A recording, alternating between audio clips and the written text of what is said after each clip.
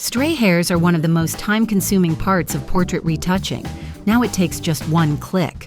Meet Retouch4me Stray Hairs. The plugin automatically removes stray and flyaway hairs, individual hairs falling onto the face, and cleans up hairstyle edges. Powered by neural networks and designed to keep hairstyles natural. Just drop in your photo and Stray Hairs analyzes the image and removes unwanted hairs in seconds. No artificial look, no loss of texture. If some hairs remain, you can manually mark problem areas using the brush. Click Regenerate and the plugin updates the result based on your adjustments.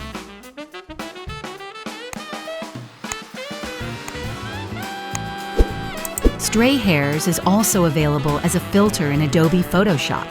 Simply duplicate your layer, launch the plugin from the filter menu, and start processing.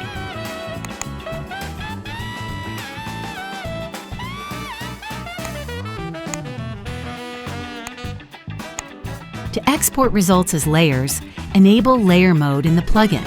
After clicking Apply, the result is placed on a separate layer and can be edited independently. Retouch4me Stray Hairs. Save time, stay in control.